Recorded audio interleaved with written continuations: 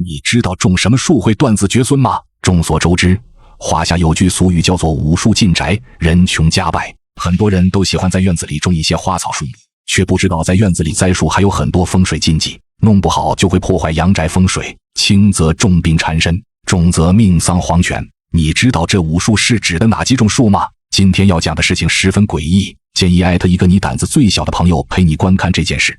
清朝末年，有名的富商陈廷海家财万贯，却无一儿半女。就在他一筹莫展之时，机缘巧合下结识了满清皇朝第一风水师李金山，两人一见如故，李金山便留在了陈家。转眼间半年过去，一次酒过三巡后，陈廷海向李金山倾诉了心中的苦恼：贤弟，我陈廷海虽家财万贯，如今已过不惑之年，膝下却无一儿半女。李金山有些诧异，他早就看过陈廷海的面相，按说这无才之命不该有万贯家财，本应是两儿一女承欢膝下，如今却无儿无女。他感觉陈廷海的命格似乎被改变了。这半年来，在陈家，李金山早就有些过意不去，此时动了恻隐之心，想帮陈廷海找找原因。陈大哥，我看你的面相，命中该子孙满堂，怎会膝下无儿无女？想必是命格出了问题。贤弟，你还会看相？李金山微笑着点了点头。第二天，李金山便帮陈廷海看起了风水，家宅风水没问题，那么很有可能是阴宅风水出了状况。陈廷海带着李金山来到陈家的阴宅祖坟，李金山看到此地风水，不禁心头一震，这是枕下藏金的风水局。贤弟，我家祖坟的风水就是枕下藏金的格局。李金山眉头微微一皱，他已然明白陈廷海无儿无女的缘由。陈廷海本是七杀入命的劳碌命，有这种命格的人，操劳一辈子也难有积蓄，他却坐拥万贯家财。枕下藏金虽是上乘的聚财风水局，却不是什么人都能将祖坟葬在这风水宝穴上。若要葬此，祖上必须要有深厚的阴德福报，不然就会伤及子孙，甚至断子绝孙。看着形如枕头的山丘，还有埋在上面的两座坟墓，李金山向前走了两步，一脸严肃地说：在风水学术中有这样一句话，叫枕下藏金，断子绝孙。这枕下藏金对死者的阴德福报要求极高，祖上必须有很厚的阴德与福报。陈廷海听到这儿，佯装一脸慌张，那该如何是好？贤弟，有没有那种不需要阴德福报的风水宝地？李金山随口应道：有是有。话还没说完，陈廷海听闻喜上眉梢，急忙哀求：贤弟，你可要帮帮我，不然我陈廷海就要断子绝孙了。李金山眉头紧锁：陈大哥，不是我不想帮你，若我帮你一改命，必定会遭到天谴，重则五雷轰顶，不得好死；轻则眼下腿瘸，一生灾厄不断。李金山道出心中的担忧，陈廷海却跪在地上苦苦哀求，还以恩携报：贤弟，看在我救你命的份上，你就帮帮我吧，你若遭天谴，我定为你养老送终。李金山叹了口气，他是个知恩图报的人，见对方如此哀求，终究心软了。李金山选了个黄道吉日，准备给陈廷海的父母迁坟。在寻觅的路上，他无意中发现一处上乘风水宝地莲蓬豹子穴，把陈廷海的父母葬在此处再合适不过。当陈廷海看到莲蓬豹子穴的风水局，心中震惊不已。群山环抱七座山丘，远远望去，宛如一只莲蓬，七座山峰恰似莲子被群山守护。七座山峰旁边还有一座高耸的主峰，仿若一位大人照看七个孩子。贤弟，我把父母的祖坟迁到这里，是不是就能有后了？莲蓬豹子是上乘的送子峰，风水师一看，七座山峰被群山环抱，就像莲蓬中的七只莲子，预示着连生七子。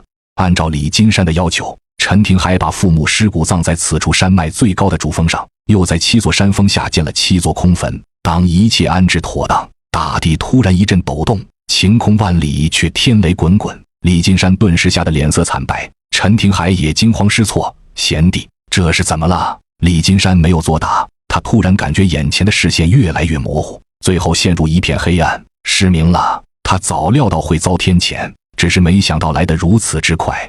自从陈廷海把父母的坟迁到莲蓬豹子穴后，不过1年，他的几个小妾，还有年过半百的结发妻子，接连给他生下7个儿子，正应了李金山那句连生7子。喜得贵子的陈廷海起初2年对李金山照顾有加，让他住在最好的客房，每日大鱼大肉伺候着。然而随着时间流逝，陈廷海觉得家里养着个瞎子，甚是晦气，全然忘了当初的诺言，把李金山从客房赶到了柴房，将大鱼大肉换成了残羹剩饭。李金山气愤不已，找陈廷海理论，却得知了一个让他无法接受的真相。陈廷海得意地说：“2年前，我之所以救你，是因为看到了你身上的令牌钦天令，猜到你是皇宫里逃出来的风水师，才把你带回家，好吃好喝供着，就是为了博你好感，帮我寻一处风水宝地，好延续陈家的香火。如今我已有了7个儿子，你也没什么用处了，我为何还要供着你？”李金山此时才明白，从头到尾陈廷海都在算计他。知晓真相后，他怒不可遏：“陈廷海，你这忘恩负义的小人，我跟你拼了！”想要拼命的李金山被陈廷海一脚踹倒，随后被关到了马厩，与马同眠。这一关就是10几年，直到爷爷李天成的出现，李金山的命运才迎来转机。那时爷爷才10几岁，在陈廷海家里做短工，主要负责养马，因而结识了住在马厩里的李金山。随着交往渐多，两人成了忘年交。李金山将自己的遭遇告知爷爷，爷爷深表同情，时常从家里带些好吃的给他，两人关系愈发亲近。李金山便收爷爷为徒，给他取名李天成，还将一身本领倾囊相授。李金山也从爷爷口中得知陈廷海并非善类，平日里欺男霸女，草菅人命，无恶不作，是当地臭名昭著的恶霸。这让他更加懊悔，后悔帮一个恶人寻得风水宝地，难怪天谴来得如此迅猛。转眼间20多年过去，陈廷海的7个儿子不是成了国军军官，就是娶了豪门千金，陈家势力日益壮大，俨然成了钦州城的土皇帝。爷爷给陈家养了几年马，1分钱工钱没拿到，去讨要还被打了一顿，心中憋屈万分，便把这事告诉了李金山。李金山听完怒火中烧，一脸严肃地说：“我想让你去做一件事，你敢不敢？”“师傅，只要不是伤天害理的事，没我不敢干的。我让你去破了陈廷海祖坟的风水局，莲蓬豹子穴。”爷爷爽快应下，一来替师傅报仇，二来为钦州城百姓除去这一祸害。见爷爷答应，李金山很是欣慰，便将破除莲蓬豹子穴的方法细细告知：“徒儿，你听好了，千万不可大意。要想破除莲蓬豹子穴，必须在月圆之夜，日落西山时，提前趴在陈廷海父母坟丘后面。当明月升起，月上中天，你会看到坟顶上冒出一朵莲蓬，接着莲蓬里蹦出7个小孩，围着坟丘喊爷爷奶奶。随后坟丘里会钻出一对老夫妇，跟着7个孩子玩耍。这个时候你千万别怕，瞅准机会跑到坟顶上，一把抓住莲蓬，连根拔起，然后转身就跑，切记千万不要回头。”爷爷听完面带疑惑，好奇问道：“师傅，如果回头会怎样？你会被吓死？”爷爷跟着李金山学了几年奇门风水秘术，但从未有过实战经验，听师傅说的如此玄乎，心里有些犯嘀咕。李金山虽眼睛瞎了，也猜出爷爷心思，笑嘻嘻地说：“今儿晚上就是月圆之夜，等你去了就知道为师所言真假。”爷爷依照李金山所说的位置，提前来到陈廷海父母坟丘后面趴着。不得不说，爷爷胆子着实大，竟趴在坟丘后面睡着了。不知何时，一阵阴风刮过，把爷爷吹醒。爷爷抬头望向天空，此时明月高悬，却不见坟顶上冒出莲蓬，更别提会蹦出7个小孩子。心想师傅定是吹牛，便打算回去找他理论。可就在这时，神奇的一幕出现了，月光洒在坟顶上，光影闪烁，一朵金色的莲蓬缓缓从坟顶冒出，7个拇指大的小孩现身莲蓬之上，接着纵身跳下，落地瞬间变得和正常小孩一般大小。小孩们围着坟丘不停呼喊：“爷爷奶奶出来陪我们玩啊！稍等一会儿，爷爷奶奶马上就来。”即便爷爷胆子再大，也被吓得一哆嗦。紧接着他听到身下坟丘里传出一个老头的声音，随后便见一个老头和一个老太婆身着华丽服饰从坟丘里钻了出来。爷爷不敢有丝毫懈怠，趁着7个小孩与2位老人玩耍之际，悄悄爬到坟顶上，然后一把抓住莲蓬底部，使出全身力气连根拔起，接着转身狂奔。与此同时，身后阴风呼啸，传来7个孩子的哭声和2个老人的嘶吼：“还我风水灵根，还我陈家风水，我要你偿命！”吓得爷爷一路飞奔。或许是出于好奇，爷爷奔跑时还回头看了一眼，只见2个老人和7个孩子面目狰狞，正飘在半空追赶他。爷爷被这一幕吓得脸色铁青，头也不回，拼了命地往前跑。待彻底跑出莲蓬豹子穴的范围，身后的声音才渐渐消散。爷爷一口气跑回马厩，将刚才发生的事一五一十告诉了李金山。得知爷爷还回头看了一眼，李金山既惊讶又无奈：“你小子胆子可真够大的！”得知爷爷成功破掉莲蓬豹子穴，李金山开怀大笑，如今心愿已了。当天晚上，爷爷便背着李金山离开了陈家。陈家的风水局莲蓬豹子穴被破后，不到半个月，陈家便迎来灭顶之灾。陈廷海还浑然不知莲蓬豹子穴被破会给陈家带来多大的厄运。他抱着刚出生的孙子，满脸笑意逗着玩时，襁褓里的婴儿毫无征兆地没了呼吸。与此同时，噩耗接踵而至，陈廷海的7个儿子在不到1个月的时间里相继意外身亡，10几个孙子孙女也离奇夭折。此时的陈廷海才惊觉大事不妙，跑去马厩找李金山，却早已不见人影，只在墙上看到几个大字：多行不义，断子绝孙。陈廷海只能眼睁睁看着子孙后代一个个离去，他无法承受这般沉重的打击，最终精神失常，成了疯子。后来听说陈廷海死的时候，趴在他父母的坟头上，被活活冻死。可怜之人必有可恨之处，他若多行善事，累积阴德福报，结局或许不会如此凄惨。爷爷讲完，端起酒杯一饮而尽，仍深陷回忆之中。李成风对爷爷所言深信不疑，却装作不信的样子：“爷爷，你这故事编得真好，能不能再讲一个？这可不是故事。去我床底，把下面的箱子拉出来，箱子里有个小盒子，你把盒子打开看看，就知道我说的是真是假了。”李成风把箱子从床底拖出，在里面找到一个外观精美的小盒子。当打开盒子的那一刻，他瞬间愣在原地。盒子里装着一朵金色莲蓬，莲蓬上面有7个小孔，莲子却已不见，莲蓬下面连着一根莲藕。看着盒子里的莲蓬，李成风惊讶地说：“爷爷，这就是你在莲蓬豹子穴上拔下来的莲蓬？”“是的，这朵莲蓬叫七子莲，是地脉灵气所化，吸纳日月之精华而成，是千载难逢的天材地宝，这世上恐怕仅此一株。”望着手中的莲蓬，李成风激动的心情久久难以平复。人类有时很渺小，不过掌握了一点现代科学技术，就否定古老的文化传承，这是莫大的损失。原本打算放弃重开随缘堂的李成风，此刻做出一个决定，哪怕像爷爷一样，他也要重开随缘堂。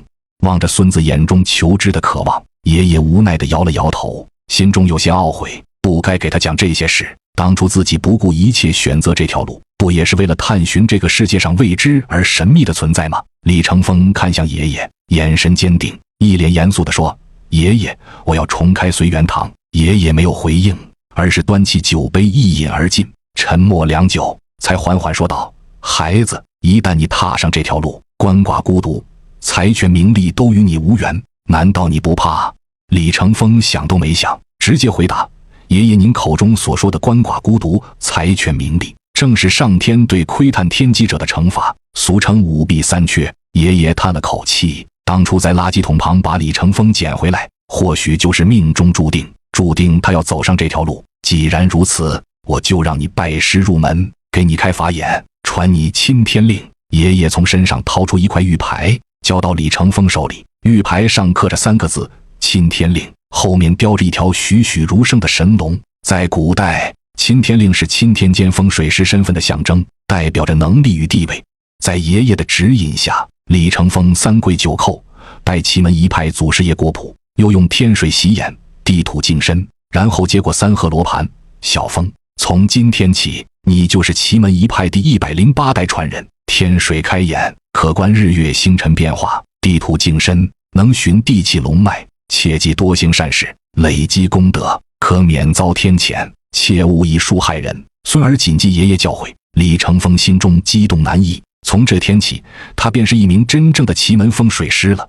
爷爷在房间里翻找许久，最后从枕头下找出一个袋子，把袋子里的东西全倒在桌上。桌上散落着几串钥匙、9个乌龟壳和一串古简。爷爷拿起一串钥匙递给李成风：“这是随缘堂的钥匙，现在归你了。”李成风接过钥匙，目光却落在乌龟壳和古简上。“爷爷，那是什么东西？我也不清楚。这几个乌龟壳和这串骨头是你太师爷传给我的，他让我想办法破解上面的文字。想破解这些文字太难了，恐怕连鬼都不认得。”李成风拿起一块乌龟壳，上面密密麻麻刻着许多古老的文字，这些应该就是甲骨文，可他也认不出。这几个乌龟壳和骨头不知流传了多少年，太师爷和爷爷都想破解上面的文字，据说这些文字比甲骨文还要古老。有位研究甲骨文的老教授推测，上面的文字可能是更古老的天书文。一日清晨，李成风拿着爷爷给的钥匙，独自来到青州老城区一条老旧的街道上，街边栽着2排法桐树，街道两旁店铺林立，一间房门紧闭的店铺，门上挂着一块朱红色的牌匾，上面用金漆写着3个大字随缘堂。打开房门，走进随缘堂，里面的装修极为简朴，白色的墙壁没什么装饰，只挂了一张祖师爷郭璞的画像，画像下面摆着一张供桌。李成风没留意到，当他走进随缘堂的那一刻，画像上的祖师爷突然动了一下，2只眼睛直勾勾地盯着他。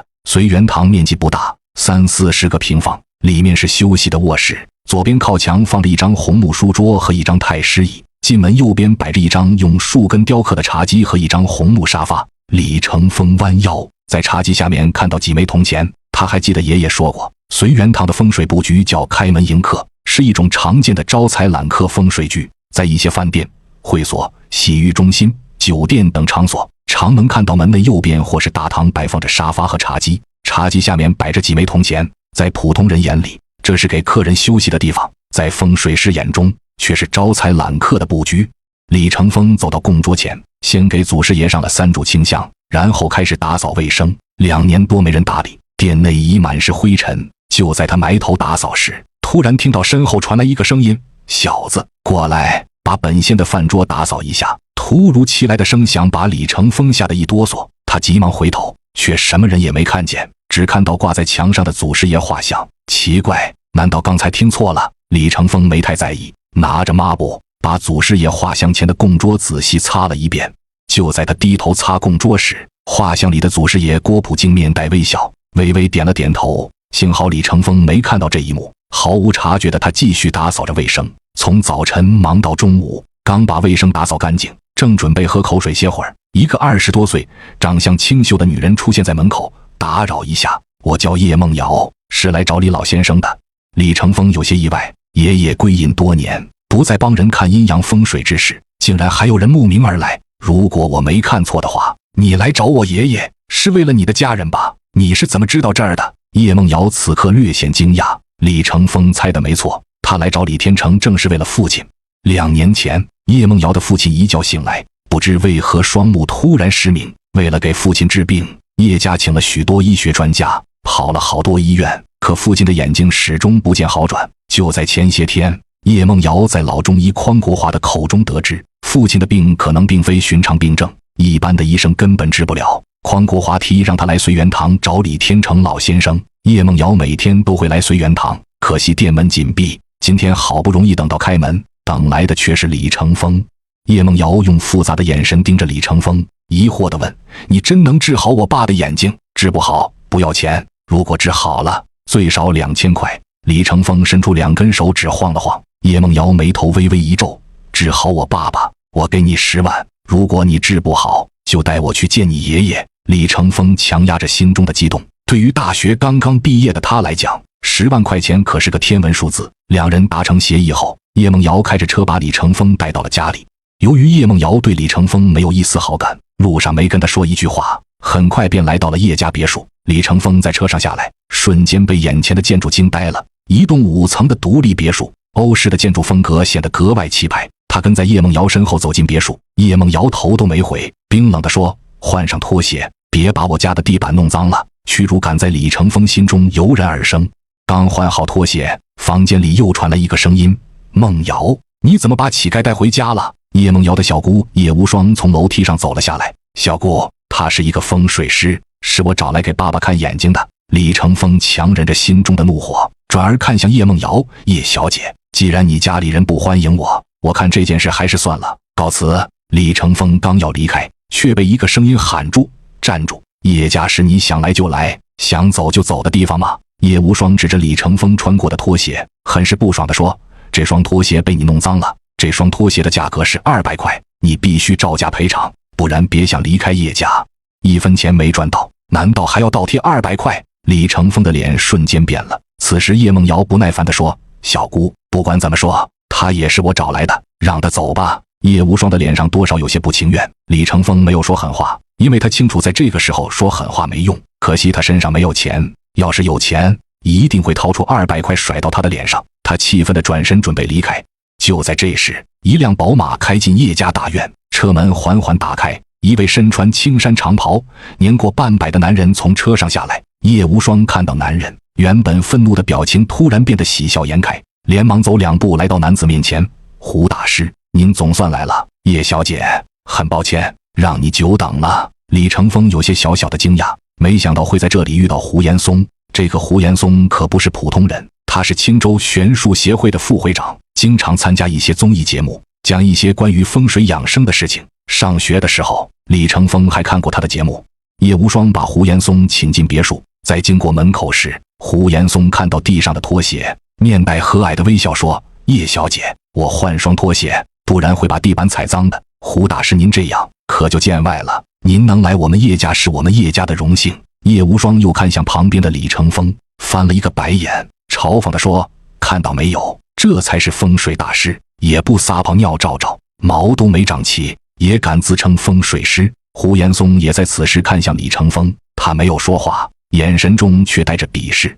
李成风正想离开时，别墅里又传来一个声音：“胡大师，劳烦您亲自跑一趟，有失远迎，还请见谅。”叶孤城在一个保姆的搀扶下走出别墅，跟胡延松一番客套。李成风转而看向叶孤城，顿时暗暗吃惊。只见叶孤城的双眼被一团黑气笼罩，他的脖子也被一团黑气缠绕，他的右腿和胸口同样有一股黑气。若是以前，李成风肯定看不到笼罩在叶孤城身上的黑气。自从他拜过祖师爷，开过天眼后，就能看到普通人看不到的东西。他此时已经明白，叶孤城突然失明的原因并没有那么简单。看他脖子和右腿缠绕的黑气，还有胸口缠绕的黑气，正好在肺的位置，恐怕过不了多久，他还会出事。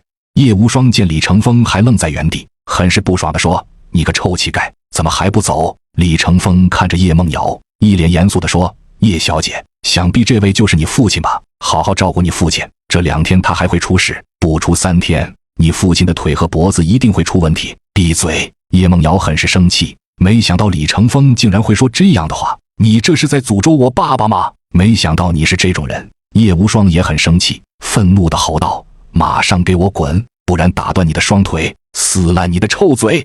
李成风很是无语，既然他们不相信，继续留在这里只会惹人厌恶，只能灰溜溜地离开。他的心情多少有些低落，原以为能大赚一笔，可是钱没赚到，还被人冷落羞辱一番。身后又传来叶孤城责备叶梦瑶的声音：“现在的骗子太多了，以后不要什么人都往家里带。”“我知道了。”李成风回到随园堂，在随园堂里守了2天，每天都有人登门探店，一看里面是个年轻人，接着便转身离开。李成风无奈坐在太师椅上，看着手机，无意中看到一条新闻：青州某小学5名少年去青城水库洗澡，2名少年溺水，而且截至目前，尸体至今没有找到，搜救队还在继续寻找。就在李成风感到一阵惋惜之时，一对年轻夫妇满脸泪痕走进了随园堂。这对年轻的夫妇可能是伤心过度，并没有在意店里的这个年轻人，直接哭诉道：“先生，我儿子在水库里洗澡，被淹死了，尸体到现在还没找到，我该怎么办？我想看他最后一眼。先生，求求你帮我们找找孩子吧，只要找到孩子，花多少钱我们都愿意。”李成风想到刚才看到的新闻，心想不会这么巧吧，他给他们倒了2杯茶水，安慰道：“放心吧，搜救人员一定会找到你们的孩子。他只是一名风水师，并不想过问这些事情，这种事情应该去找阴阳术士。”但这对年轻的夫妇却苦苦哀求，可能是丧子之痛让他们失去了理智，直接跪到了地上。李成风也不明白这对年轻的夫妻怎么会找到这里，看着2人苦苦哀求，最终还是心软，决定帮他们找回孩子的尸体。他让他们去买了2个葫芦、一些香烛，还有2只公鸡，自己带上黄纸、朱砂、毛笔，跟着这对年轻的夫妇去青城水库。在路上聊天中得知，这对夫妇男的叫王军，他们的孩子放学后跟几个同学去水库里洗澡，一个不小心滑进了深水区。王军儿子王小明见同学溺水，便想过去救同学，没想到被同学一把抓住，带入了水底。很快便来到了青城水库，救援队的人还在进行搜救，打捞另一位溺水孩子的父母在岸边，眼泪已经哭干，坐在地上呆滞地看着水面。李成峰在水库边上选了一个比较平坦的位置，准备在这里寻找2个孩子的尸体。就在这时，搜救队的队长张俊杰走了过来，看到李成峰年纪轻轻，很是不爽地问：“你是干什么的？”李成峰还没说话，王军急忙上前解释：“张队长，这是我在随缘堂请来的李先生，是来帮我找儿子的。你是不是傻？就他这样的能帮你们找儿子？”张俊杰愤怒的眼神盯着李成峰说。李成峰也不想跟张俊杰起什么争执，因为他也是一片好心，怕王军夫妇被骗。他一脸严肃地说：“你们放心，找不到孩子，分文不取。”李成峰这么说，张俊杰的脸色缓和了许多。在众人注视的目光中，李成峰把2只公鸡放在水库边上。奇怪的是，2只公鸡蹲在地上一动不动，然后在公鸡前面点上6炷清香，又焚烧2堆冥币，口中念念有词，好像在对2只公鸡说话。当冥币烧完，2只公鸡同时叫了一声。李成峰接着把2个葫芦放到公鸡的身边。与此同时，发生了奇怪的一幕：当葫芦落地的那一刻，2只公鸡竟然瞬间失去了生命气息。张俊杰、王军夫妇、杨东明夫妇和他们的亲朋好友都被眼前的一幕惊呆了。2只公鸡怎么会莫名其妙的死亡？李先生，这是怎么回事？李成峰没有回答，只是小声说道：“小点声，把你们孩子的生辰八字告诉我。”李成峰朱砂蘸笔在黄纸上写下他们孩子的生辰八字，然后分别在2只葫芦前焚烧。当做好这一切，李成峰手掐剑诀，指着2只葫芦大喝一声，其放在水边的2只葫芦像是有了生命一般，听到这个声音，直接跳到了水里。2只葫芦落到水里，迎着水面上的波浪向水库里面飘去。没有多久，葫芦再倒到波纹中停了下来，无论风浪怎么吹，葫芦就像被定住了一样，漂浮在水面上，纹丝不动。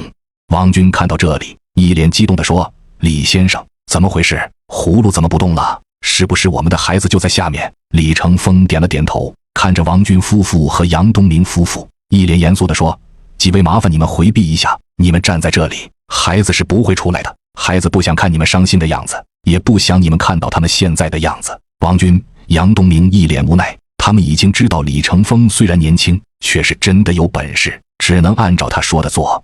刚刚走出去没多远，原本漂浮在水面上的2只葫芦突然消失不见，开始缓缓下沉。张俊杰冲着船上的搜救队员喊道：“潜水员，赶快下去，看看葫芦去哪了。”2个刚刚换好装备的潜水员带着手电筒再次跳到水底，他们顺着葫芦下沉的位置向水底深处下潜。葫芦下沉的速度并不是很快，2个潜水员很快找到了2个葫芦，他们用摄像装备对下沉的葫芦进行了现场拍摄。张俊杰让船上的搜救员把信号转到他的手机上，他通过手机看着手机屏幕上正在缓缓下沉的葫芦，这也太邪门了，不是亲眼看到，打死他也不会相信。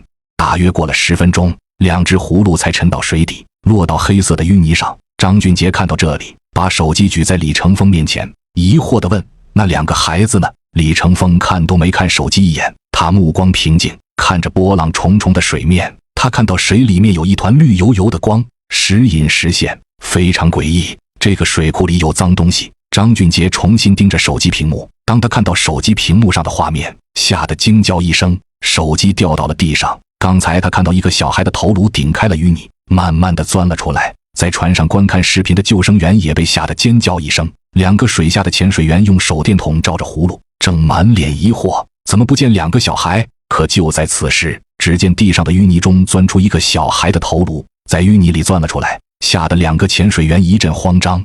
2名潜水员经常打捞尸体，毕竟见过大世面，很快便冷静下来，继续用手电筒照着葫芦拍摄。只见葫芦慢慢的向上移动，好像有一股神秘的力量把深陷淤泥里的尸体给拉了出来。大约过了5分钟，一个小孩的尸体在淤泥里挣了出来，另一个小孩的尸体也被带了出来。另一个小孩的手死死抓住前面小孩的手腕，手电筒照在2个小孩的脸上，他们的嘴里、鼻子里、耳朵里全是淤泥，他们瞪大了双眼，表情惊恐，好像在死前看到了什么恐怖的东西。